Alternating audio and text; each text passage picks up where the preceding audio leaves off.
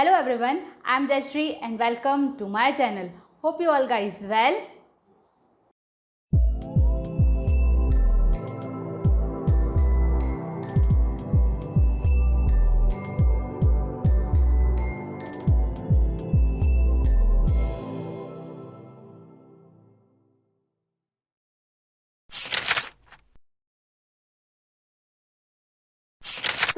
पिछले 2 वीडियो में हमने बात किया कि पीआईवीडी होता क्या है और स्टेजेस ऑफ पीआईवीडी के बारे में हमने बात की है।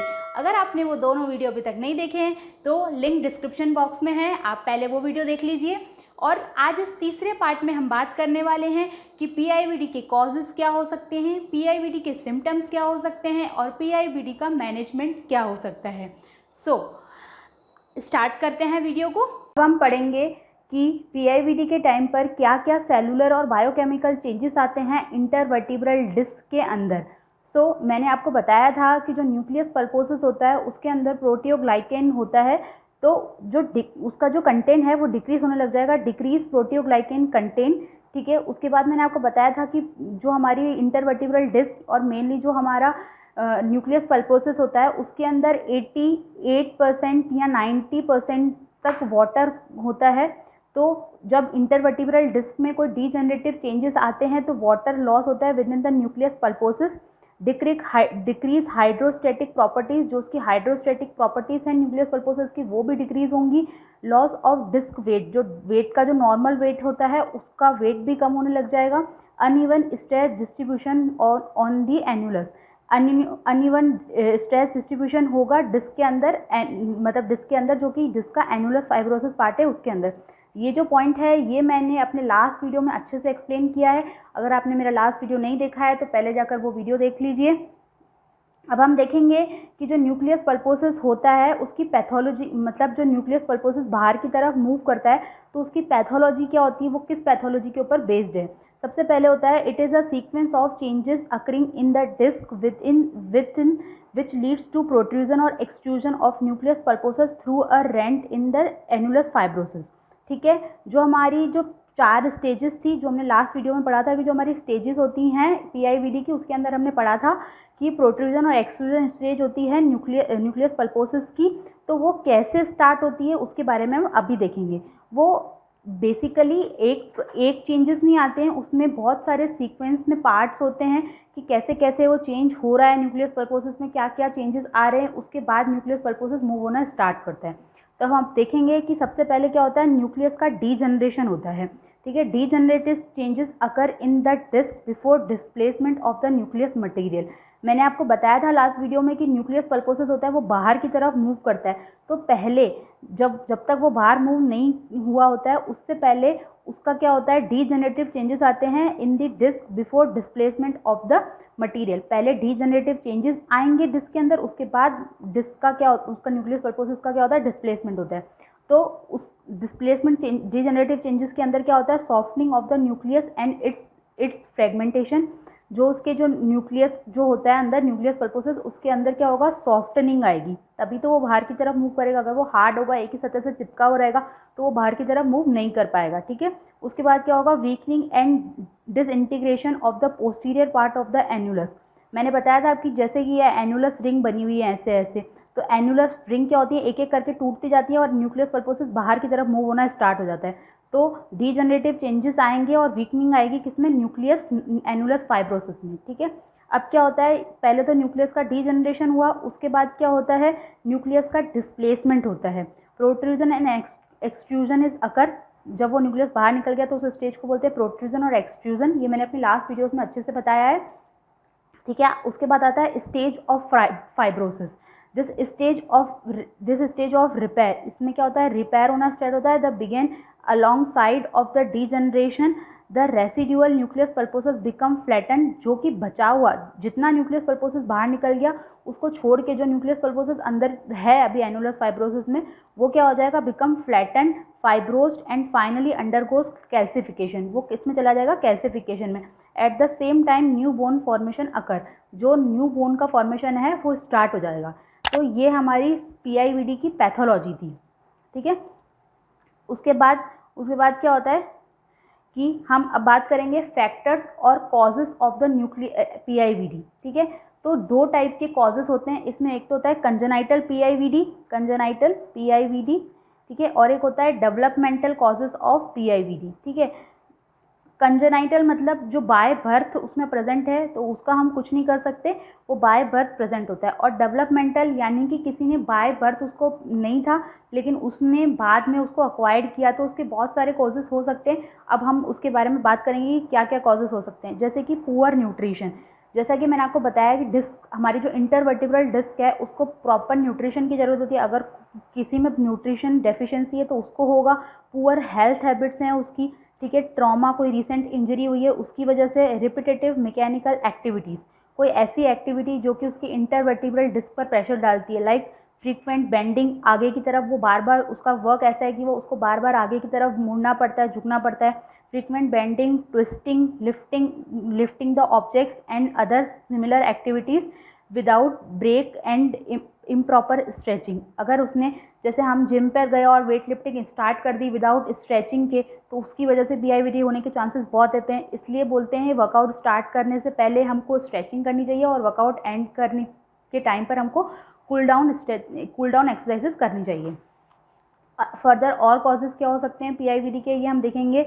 लिविंग अ सेडेंट्री लाइफस्टाइल, मतलब कोई वर्कआउट नहीं करता है, कोई एक्सरसाइज नहीं करता है, बस एक फॉल्टी पोस्चर में हम बैठे रहते हैं, तो that is the also very dangerous for our spine, more prone to herniated disc because the muscles that support the back and the neck weaken, which increase the strain on the spine।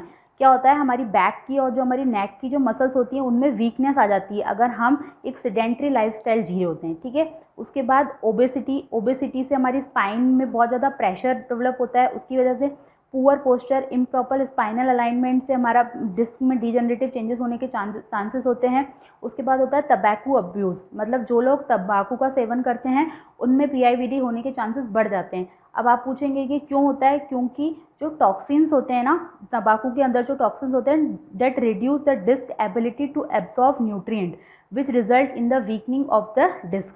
मतलब जो तंबाकू के अंदर जो toxins होते हैं वो क्या करते हैं, डिस्क की एबिलिटी को रिड्यूस कर देते हैं टू एब्सॉर्ब न्यूट्रिएंट, तो उसकी वजह से क्या होता है, वीकनिंग हो जाती है ऑफ द डिस्क।